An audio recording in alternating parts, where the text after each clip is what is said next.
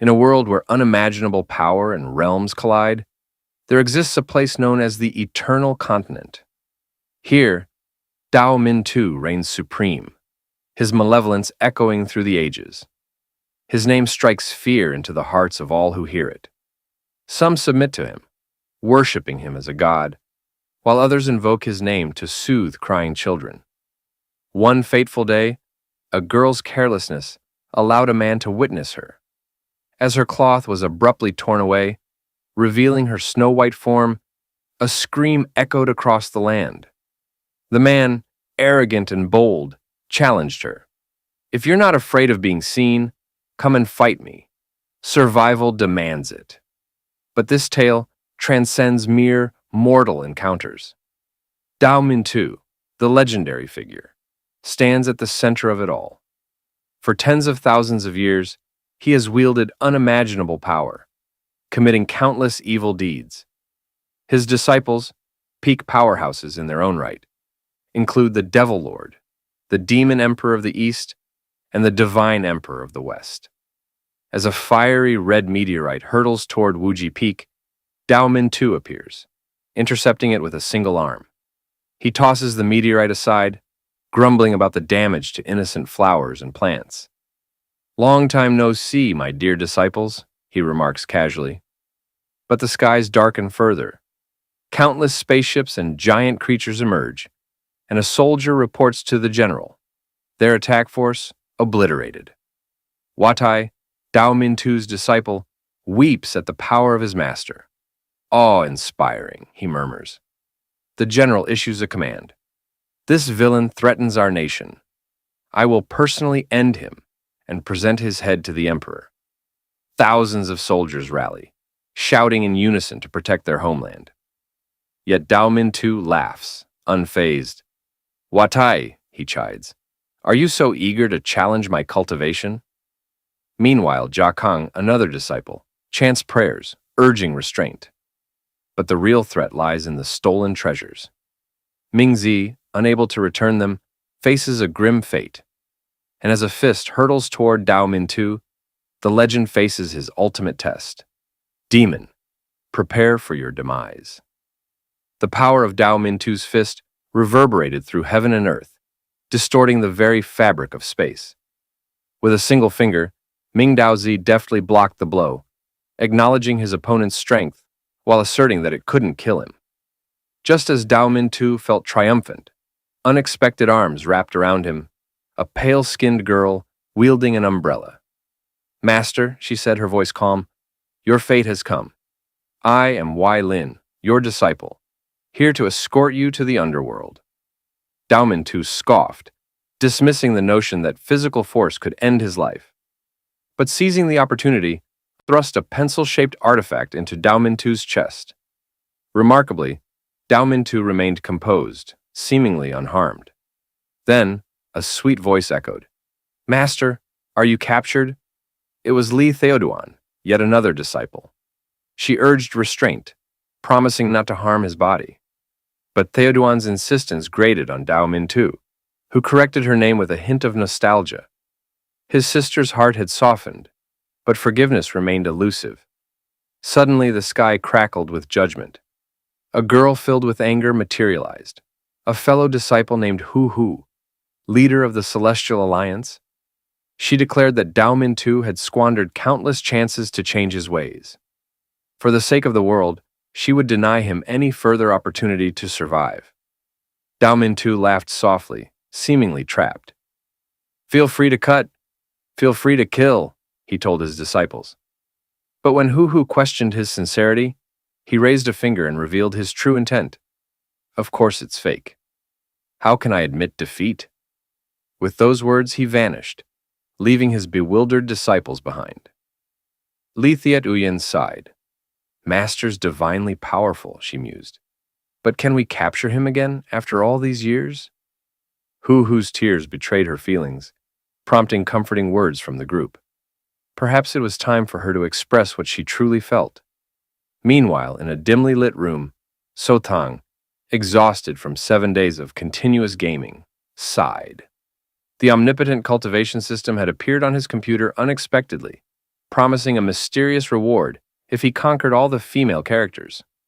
Choosing Dao Min Tu, he embarked on a path that defied heroism. So Thang, determined to win Hu Hu's affection, employed every means necessary. His favorite tactic? The classic heroic rescue of a damsel in distress. He deliberately lured monsters toward her, waiting for the moment when she'd be overwhelmed. Then, swooping in, he saved Cher. As expected, Hu Hu was moved. She thanked him for saving her life and bashfully proposed that they become husband and wife. But So Thang cheerfully rejected her, setting off to find another target for his affections. Hu Hu watched in shock as he effortlessly manipulated countless girls into falling for him. Back in reality, So Thang counted himself lucky. It was just a game. Had he truly been transported to that world, his actions would have led to his demise 800 times over. Yet curiosity burned within him. What was the mysterious reward? Would it be a grand mansion, a sleek supercar, or endless wealth? So Thang's eyes sparkled with anticipation as he opened the enigmatic gift box. Life, however, isn't always a bed of roses. The message inside read, "Congratulations! You have received the mysterious reward, the omnipotent immortal cultivation journey." So Thang's face remained blank as he cursed, convinced it was a scam. The system chimed in, "You will be transported to the game world, where golden core cultivation awaits. A true, immortal cultivation life." And just like that, the system activated, pulling So Thang into the game world against his desperate pleas. The scene shifted and he found himself in the Celestial Alliance, arriving via a disorienting teleportation portal. Nauseous and dizzy, he complained to the system, which cheerfully assured him that such discomfort was normal. Surveying his surroundings, So Thang felt an odd familiarity. He asked the system where he was. The reply sent shivers down his spine. "You're in the Celestial Alliance." Horror washed over him. This name held weight, and he suspected the system had ulterior motives, demanding an immediate return to his original world. So Thang learned the price. To go back, he must cultivate to the highest level, transcending worlds. The commotion So Thang created attracted the attention of the guards. To avoid detection, he decided to scale the wall and escape, knowing that if Hu Hu found him, survival would be impossible. His eyes fell on a room with an open window. Light spilled from within, but no one seemed present. So Thang chose to hide there temporarily. Climbing through the window, he encountered a scene beyond his wildest imagination. A girl, clad in a mere piece of cloth, walked toward him. Clearly fresh from a bath, she stared in shock before her expression transformed into fury. So Thang's mind raced. He believed his life hung in the balance. The girl recoiled, fear etching her features. "Who are you? What do you want?" she demanded. So Thang scratched his head, sweat forming. "What if I told you I got transported here? Would you believe me?" he stammered. This girl was none other than Nian, the Celestial Alliance's senior disciple. Her clenched teeth betrayed her anger as the sword behind her stirred and flew into her hand. "Die, you creep!" Nian lunged at him with the sword. So Thang dodged, incredulous. "Big sis, let's talk this out," he began. But before he could finish, she attacked again. Gritting his teeth, he charged like a tiger, catching her off guard. Nian, surprised and unprepared, found herself disarmed as So Thang snatched the towel. She stood there, utterly exposed. Quickly covering herself, Nian spun around, her anger palpable. So Thang's sinister chuckle echoed. "This time, let's see how you'll retaliate," he mused. He assumed she'd adhere to traditional norms, afraid of being seen and unwilling to attack. But as he waved the towel, taunting her, Nian's rage flared. She demanded its return, and a green energy enveloped her body. So Thang found himself taken aback as Nian charged toward him, her movements unmistakably the water spirit sword technique. This skill was renowned for its immense power and incredible speed. But fortunately, So Thang had evaded it before. As the original creator of this technique, back when he played the game character Dao Min 2, he knew its fatal flaw. The strength of consecutive attacks would diminish over time. "Don't even think about running, pervert!" And Nian's attacks intensified, yet Sothang continued to dodge. His familiarity with the technique allowed him to anticipate its limitations. While it appeared overwhelmingly powerful on the surface, repeated use would eventually weaken it to the point where even an ordinary person could defend against it. In a daring move, Sothang caught Nian's sword with his bare hand, then swiftly snapped it in two. The unexpected turn of events left Nian both surprised and alarmed. Sothang, playing the mysterious card, remarked, "Looks like you got a fake." However, Nian's response was far from what he anticipated. She delivered a powerful punch to his face, berating him for damaging a sword she had invested significant money in. Grabbing Sothang, she demanded compensation. The urgency stemmed from an upcoming competition among their sect's disciples, a crucial event where the sword would be essential for her victory. Seeing Nian's distress, Sothang felt equally uneasy. He used the towel to cover her, promising to find a solution despite the commotion they had caused. Nian eventually released her grip, realizing that someone capable of breaking her sword with bare hands couldn't be ordinary. Perhaps owing him a favor wasn't such a bad thing.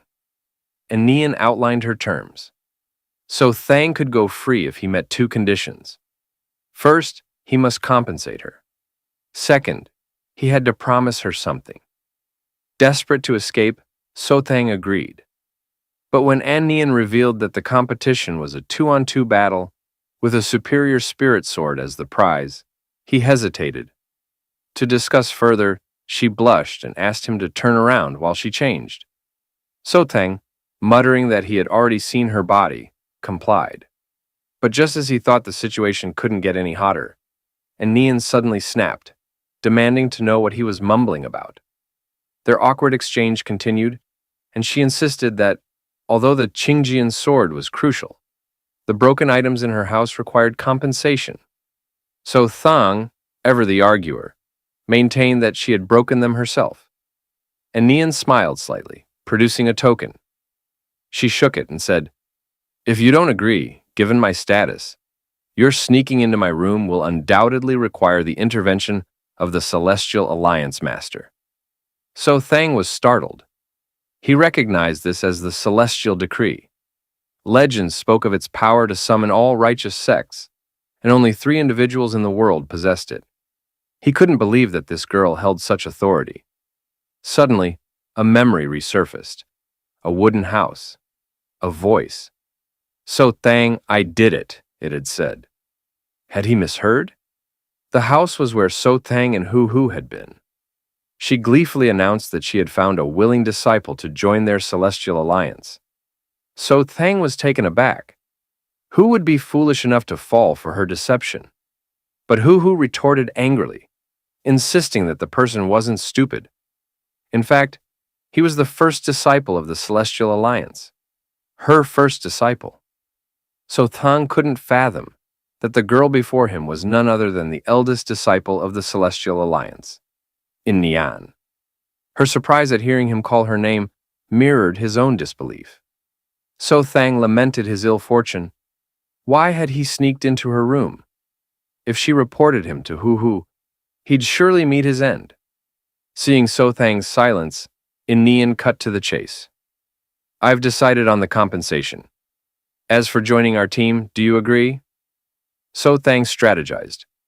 "Agree first, then find an opportunity to escape." "I agree," he replied. But before he could finish, Nian closed the door, plunging the room into darkness.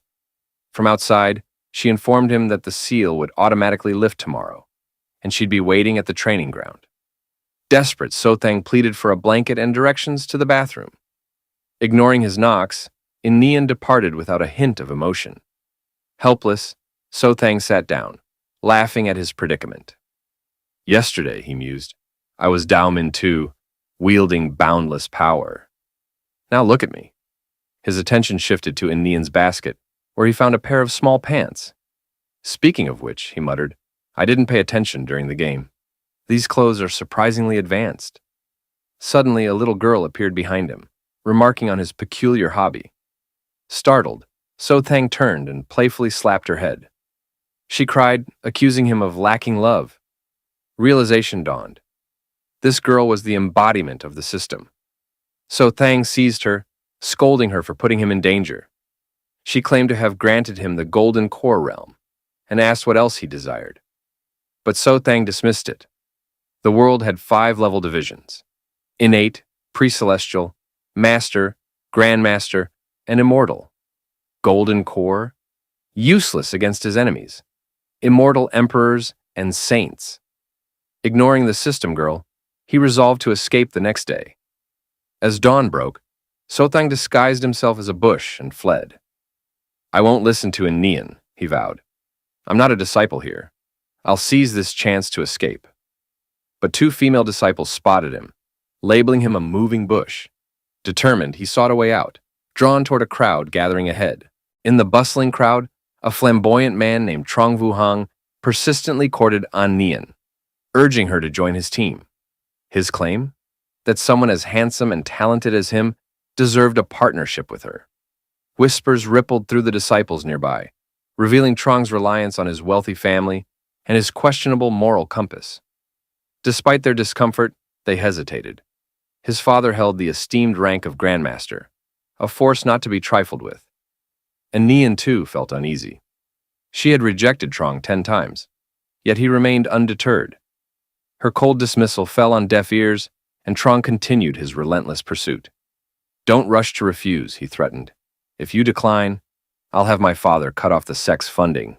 And Nian seethed. Such people irked her the most.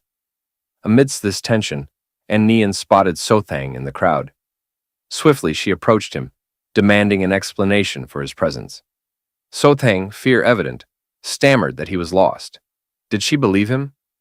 An Nian promised punishment for his escape, and then posed another question. His name. Unable to reveal his true identity, So Thang settled on the alias Qin Shou. Turning back to Trong Vu Hang, An Nian declared, I've found a suitable team member. She embraced So Thang, announcing, Qin Shou and I will be a team. He's my fiancé. The revelation shattered Trong's spirit. He couldn't fathom what he'd just heard.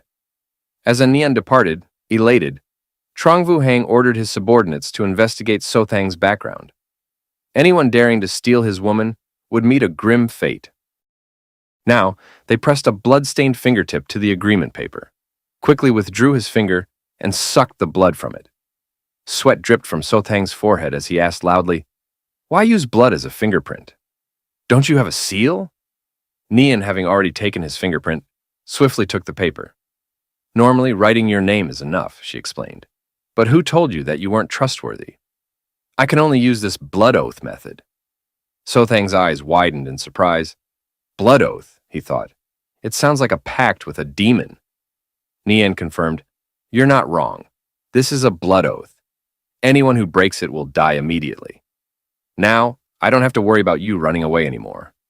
So Thang gaped, stiffening in place. Nian cheerfully grabbed the paper and walked away, informing him that she had already paid the fee, and he would need to repay her later.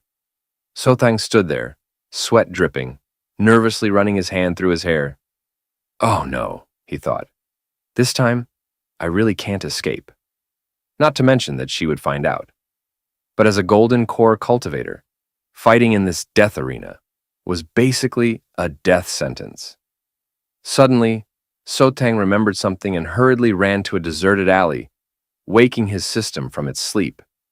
He wanted to know if the Golden Core level reported by his system was stronger than the disciples here.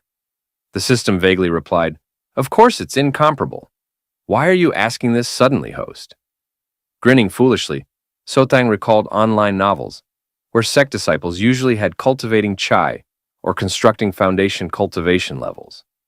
Even if he wasn't stronger than the top disciples here, he should still be stronger than ordinary people. But wait, Trong Vu Hang was the descendant of a prestigious family. He must have a top-tier assassination weapon.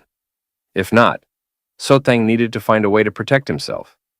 He turned to the system and asked, Hey, do you have any powerful defensive tools for me? Or can you give me some money so I can buy them myself? The system immediately responded, Understood. The omniscient cultivation system will fulfill your request. Then it presented him with 2 tasks. Congratulations, host, on unlocking the system tasks. Task 1. Slap the patriarch of the Jang family. Task 2. Pull the skirt of any female cultivator you want. Sotang's face turned pale. Impossible, he thought. Are you playing with me? Who can complete these tasks?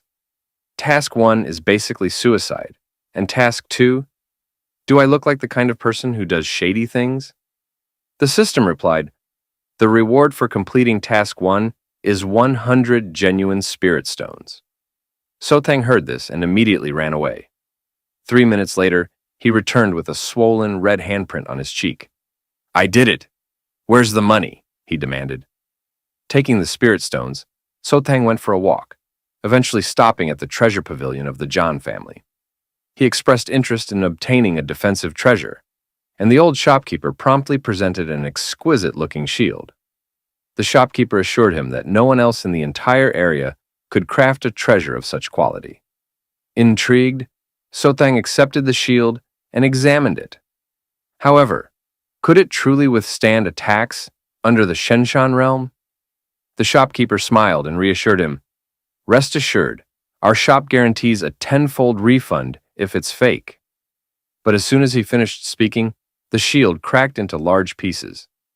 Sotang hadn't even exerted any force. It had broken instantly. Perhaps the quality wasn't up to par. The shopkeeper, shocked, snatched the shield back. This must be a mistake from our blacksmiths, he stammered. Undeterred, he produced a sword, explaining that defects were common. Sotang, still dissatisfied, protested, I need something for defense. Why are you giving me a sword? The shopkeeper grinned. Don't underestimate this sword, he said. It can automatically protect its owner in battle and withstand the full force attack of a triple heaven Xian realm expert. But before he could finish boasting, Sotang lightly tapped the sword, and it snapped in 2. The air grew tense as the shopkeeper stared in disbelief. How is that possible? Sotang frowned. Didn't you say your shop wouldn't deceive customers? Why are you selling all these fakes? The shopkeeper wiped sweat from his brow with a handkerchief, stammering, Sir, please don't be angry. If there's any problem with the next item, you can take anything you want from the shop. He then presented several other items for Sotang to try out. Meanwhile, a scarred man silently observed them, sweating profusely. He wanted to report the scene to Trong Hang. At Trong Hang's home, the old steward shared the findings of his investigation about Sotang. Trong Hang, infuriated, threw a scroll at him. Useless! You can't even find an identity. What do I need you for, you useless piece of trash? The steward fearfully knelt down and kowtowed. Master Zhang, please calm down, he pleaded. I've investigated inside and outside the Qianming sect. There is no one named Qin Shou in the sect. If he's not here, we'll need to search outside the sect. You only develop your body, not your brain, someone remarked. At that moment, the scarred man rushed in, panic etched on his face. Young master, bad news, he blurted out. Someone is smashing the shop. Smashing the shop? Trong Hang's brow furrowed. But there are so many high-grade spiritual weapons and defensive items here. Why are you all still afraid? The scarred man stammered, fear evident. That person smashed all the spiritual weapons and defensive items. Just a while ago, Su Thang was in the shop, wreaking havoc. He scared the shopkeeper to the point of fainting. Trong Hang clenched his teeth and rolled up his sleeves. I want to see who dares to smash our shop, he declared. But the scarred man intervened urgently. Young master, don't be impulsive. That person is likely a powerful cultivator. If you go out yourself, you might suffer great losses. Infuriated, Trong Hang grabbed the scarred man's collar, poking at his scar-covered face. Powerful? So what? Should I cower? Is that your hope for me? His anger flared. Suddenly, an old man materialized behind him. This kid is right, the old man said calmly. If he can destroy all the treasures I've crafted, then you truly are no match for him. The scarred man glared, scolding. Who dares to speak to the young master like that? In response, Trong Vuhang kicked him hard in the leg. You fool! Kneel down, he ordered.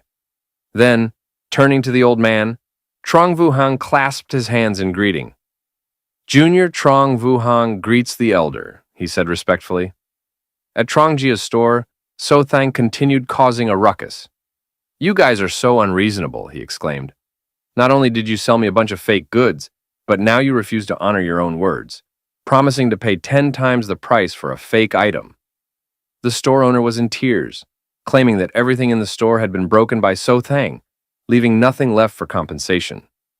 Ignoring the store owner's pleas to calm down, So Thang's eyes fell on a box tucked away in the corner.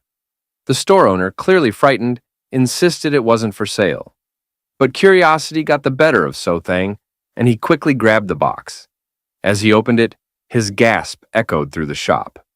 What the heck is this? He wondered aloud. Inside lay a very ugly mask.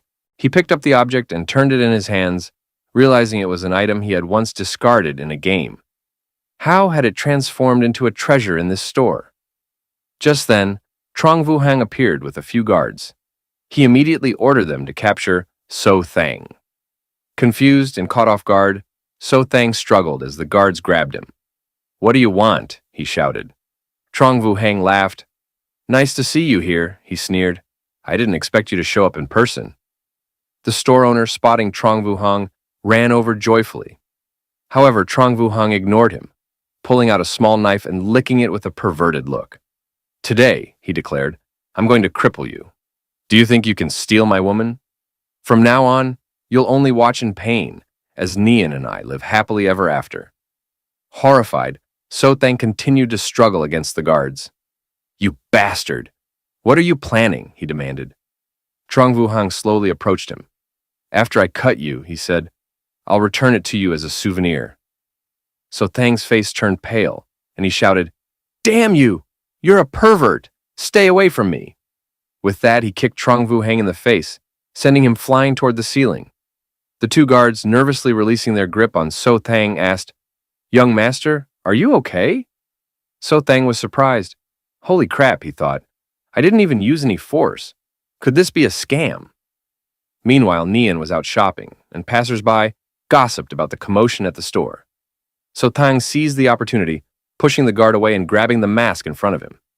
He ran away without caring about the consequences. However, at that moment, the old man from the Trong family appeared, releasing a wave of pressure. Hold on, he commanded. You've ruined my store and injured my nephew. Where do you think you're going?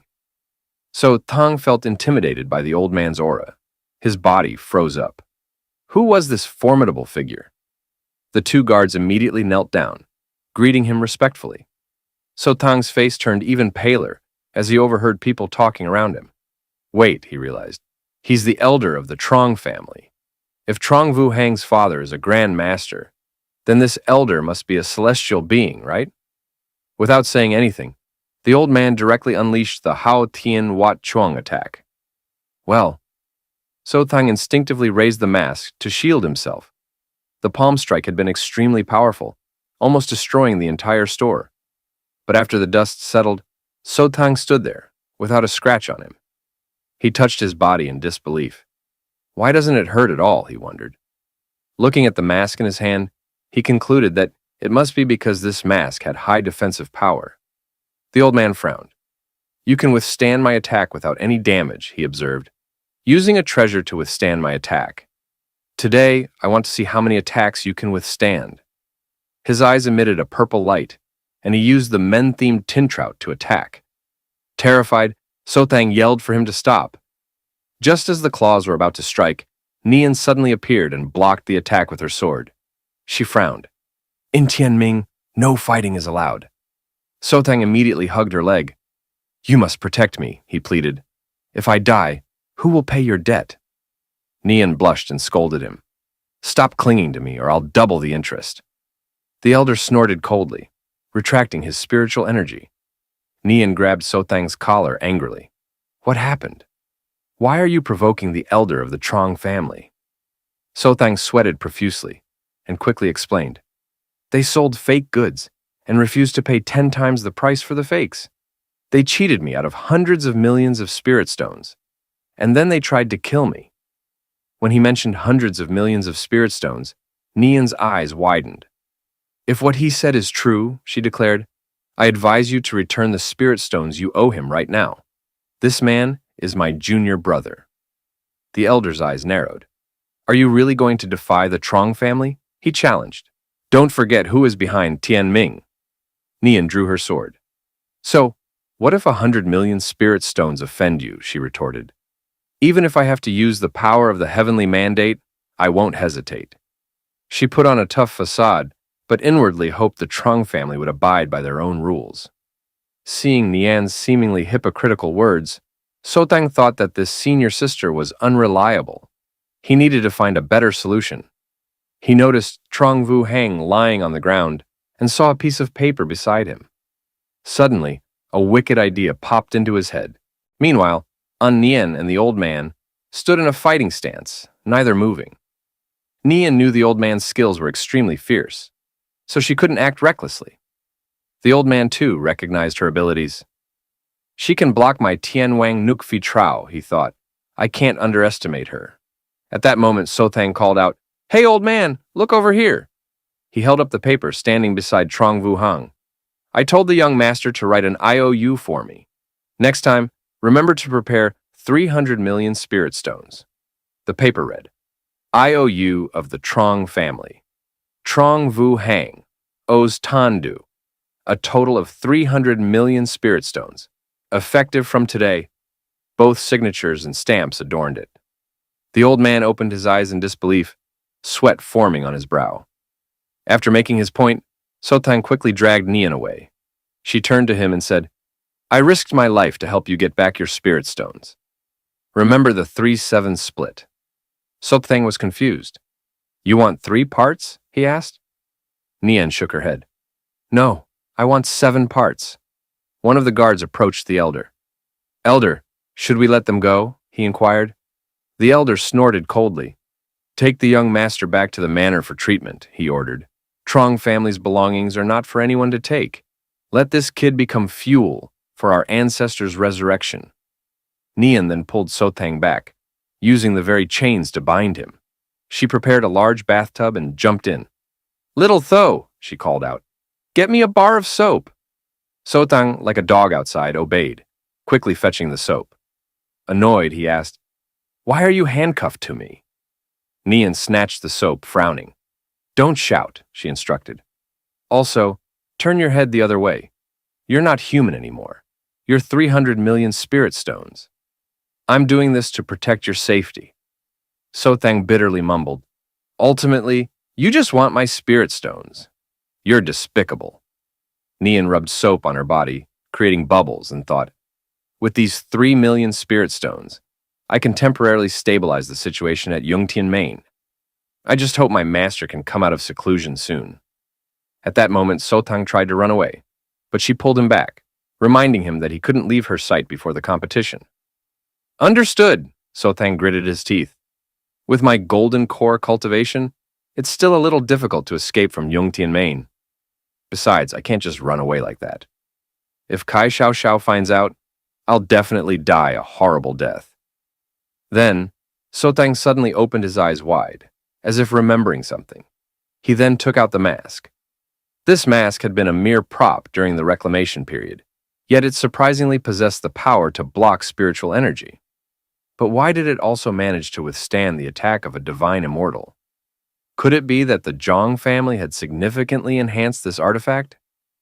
Little Tho, Nian called out, add some hot water for me. So Tang immediately fetched a bucket of water to pour in. At that moment, the little system appeared. So Tang asked, System, do you have a scan function? Can you check if this artifact has any different attributes from the one I used before? The little system shook its head. Sorry, Master, it replied.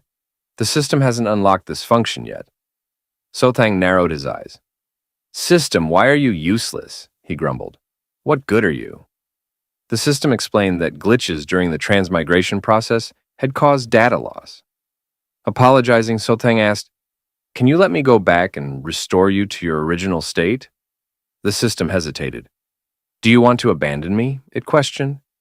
If you accepted the gift of reincarnation, you have to be responsible for me. Annoyed, Sothang retorted, Tell me, what can a golden core cultivator like me do in this world, where gods, demons, and ghosts run rampant? But the little system chuckled. Actually, it said, your cultivation isn't incapable of ascending. Hearing this, Sothang rummaged through his belongings. I know you're hiding something, he accused. Now, you have to help me cultivate. The little system yelled, You bastard! The leveling method I'm talking about isn't on me. Also, don't touch the inside. It then slapped him, declaring, The ascension method I'm talking about is retrieving your lost game data. So Thang knelt on the ground, obediently asking, Oh, how do I find it? The little system responded seriously. Your game data is now scattered throughout every corner of the entire continent. This data must be in the places you've been to. In other words, if you want to collect the data and become stronger, you have to go through this real-world game again. Sotang's lips curled slightly. So, in the end, he mused, you're just telling me to play this game again. The little system agreed. That's simple. There's no game in the world that Sotang can't win. But remember to earn more spirit stones to fix me. At that moment, Nian suddenly shouted, What are you muttering about? Quickly add hot water for me. Startled, Sotang quickly fetched another bucket of water to pour in. So, Sotang continued, haven't I finished the mission of facing the ancestor? Where's the mission reward? The little system replied, The mission was to touch the ancestor's face, not to have you face the elder. Confused, Sotang was still in a daze, when suddenly a strange aura flew out from the mask. It condensed into an ugly old man who uttered a chilling voice. After all these years, he said, these little brats have finally found a suitable vessel for me. Little devil, are you ready to offer your body? Meanwhile, Zhongfu reported, just an hour ago, I heard that a young disciple in Zhang Tianming injured someone from the Jang family. Yes, master, another disciple confirmed. An old man with a grumpy voice shouted, They bullied us. Why didn't you even ask about it, Grand Elder? The Grand Elder calmly replied, Master, calm down. I didn't interfere because that young disciple took the saintly mask that contains the soul of the patriarch. His body will benefit our Jang family. Hearing this, the old man withdrew his pressure. So it is, he acknowledged. Father hasn't had a body for a long time. He probably wants to use that young disciple's body to play around. Let's use this opportunity to show the young disciple the truth of the matter. Arrange for the Zhou family to stay with him and start treatment, the Grand Elder instructed. Doubtfully, he asked, Master, are you sure you want to cooperate with that force? The old man chuckled. Gee, Xiao Xiao is still in seclusion, he replied. This is the perfect time for us to strike. The Grand Elder clasped his hands. Understood, he said, turning to leave. The old man remained, a wicked smile on his face. Next, he mused, we just need to wait for him to successfully possess the body. Then we can secretly control everything. After all, that's my father, the greatest genius in the history of the Zhan family, Trongvu Ka. Meanwhile, Trongvu Ka condensed black flames with both hands. Little brat, he taunted. Now I'll let you see what a black hand is. Nian quickly took a towel, wrapping herself up and drawing her sword. There is a master, she called out to Tantho. Quickly hide behind me. Sothang frowned and shouted, I would like to, but quickly open the shackles for me. The old man snorted coldly. None of you can escape, he declared. As soon as he finished speaking, he used Black Flame Devouring Soul, launching several black flames toward them. These flames directly attacked the soul, leaving Nian unprepared and unable to resist. She fell to the ground and fainted. Terrified, Sothang turned to Nian. Sister, he urged, hit him first, then faint. The old man, undeterred, launched another flame toward Sothang. You don't dare, do you? He challenged. Then obediently be burned to ashes and become my Trongvu Sa's body. Sothang was hit and instinctively grimaced, shouting. However, when he opened his eyes again, he found that his body was completely unaffected. So Tang felt suspicious about himself. Could it be that I'm a time traveler, and thus I don't have a soul? Trungvui saw him standing there dumbfounded and immediately felt smug. So fast, he taunted. You're not moving anymore. Your soul is too weak. Ha ha, little guy. Now your body belongs to me. Then he rushed towards Sotang's forehead, attempting to take possession of his body. But when he got inside, he found an empty space, a white void. Tronvusier was confused, looking around. Why is this little guy's consciousness space empty? He wondered. Could he be a moron? At that moment, the little system suddenly appeared and slapped him. Tronvusier turned around and retaliated by throwing a black flame. Little guy, he accused. So you wanted to lure me in and attack me from behind, trying to steal my ancestor's black soul flame. What the heck is this? The system deflected the black flame with its hand. Trangvusi was stunned, sweating coldly. Oh my God, my black flame. Then, Tronvusier noticed something else. Wait, he exclaimed. Why is this little guy's soul female? Could you be half human and half demon? How dare you speak to me like that, he shouted. I'm your grandpa. So Thang suddenly appeared and kicked him away dozens of meters. Tranvuka stood up angrily. Don't think that just because you have two souls in your body, you're strong, he warned. I can still make both of you disappear, even when fighting two people at the same time. So Thang replied indifferently, In my consciousness space? Do you still want to play tricks? To be more precise, this is my system space. Trungvu Cha couldn't help but be shocked when he realized that the man was Dao Mingzi. Was it Dao Mingzi who turned the world upside down? I still remember the great battle 1,000 years ago. I could only observe from afar, gazing at the terrifying figure of Dao Mingzi. Why is his soul in this little guy's body? Could it be possession? Seeing this expression, Sotang was also confused. Then he looked back at himself. What? I'm back to my original form. The little system replied triumphantly. This is the system space. Because it is not affected by the outside world, it can freely adjust the shape. It also means that I can change your clothes at will. Hearing this, the little system blushed and hugged its chest. You dare to change my clothes? This one is expensive. At this time, Trongvu Ka ran over and knelt down, hitting his head on the ground.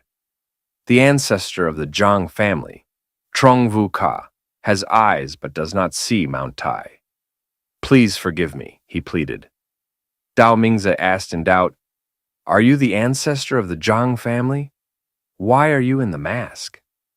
Trongvuchi replied, Your servant's cultivation is too low. In order to survive after death, I have sealed my soul in the mask. At that moment, Sotang suddenly slapped him in the face, leaving him dazed and confused. Not understanding why he was beaten, Trongvu Cha looked bewildered. Sotang turned to the system and said, I hit the face of the ancestor of the Jang family. Quickly give me a reward. The system felt uncomfortable, praising his luck as too good. Then, the small system produced a shining object and handed it to Sotang. This is your mission reward, it announced. Wow, it's the legendary gold. However, this legendary item was very strange. It looked like underwear attached to a flagpole. Congratulations on receiving the Wangu Soul Banner, the system declared. So Thang angrily threw it on the ground. You call underwear a Wangu Soul Banner? You think I won't pull down your soul banner, he retorted. The little system replied, This is the system's divine weapon. Be serious. If you don't know how to use it, you can only blame yourself for not knowing how. Hearing this, Sotang picked it up and examined it carefully. The patterns on the underwear exuded a sense of familiarity. It couldn't be judged by appearance alone. Try the effect first, he decided. So he picked up the flag and waved it a few times. However, it wasn't clear what the effect was, and he was deducted 100,000 spirit stones by the system. Sotang was angry and threw it back on the ground. 100,000 spirit stones? Why don't you just go rob others? The little system chuckled. Stealing is not as fast as tricking you to make money, Sotang declared. At that moment, he remembered something and gave a sly smile. He turned to Trong Vu Ka. "It seems that your Jang family is quite rich, huh?" he remarked. This made the old man nervous, and he started to sweat. So Tang was excited and decided to pretend to be possessed to trick the Zhang family for money. Trong Vu Ka and the small system flattered him. "We will definitely do our best to help you get the wealth of the Zhang family." The scene changed to the Zhang family. Everyone was waiting for Trong Vu Ka. Why hasn't the ancestor returned yet? They wondered. Could something unexpected have happened? The head of the Zhang family shouted, "Silence! Do you doubt my father's strength?" This sentence silenced the members of the Zhang family. They didn't dare to say another word, only thinking to themselves. The ancestor had better not have anything happen, they worried. I can't bear the responsibility of such a large family. What is the ancestor thinking? He and Anran are both interested in that country bumpkin. At that moment, a servant came in and said, "Master, a young man named Qin Shou wants to see you." The head of the Zhang family agreed, "Very well, let him in." Then he shouted, "Father is about to return. All of you must wake up to greet him." Everyone responded in unison, "Yes." Sotang walked in, a little nervous to see so many people. He turned to Trong Vu Xie and asked, "After you enter the body and return home, do you need to signal them with anything?"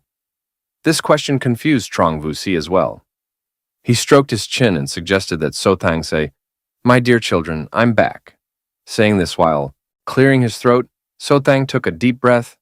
Trong Vu Ka smiled wickedly, thinking, "Little guy, even though your soul is Dao Mingzi, your body doesn't seem strong at all. Once you say these words to the Zhang family, they will definitely chop you into pieces." But Sotang smiled and spoke differently. "Ha ha, kids," he addressed them. "Your old ancestor is back." The face of the Zhang family head darkened at this way of speaking.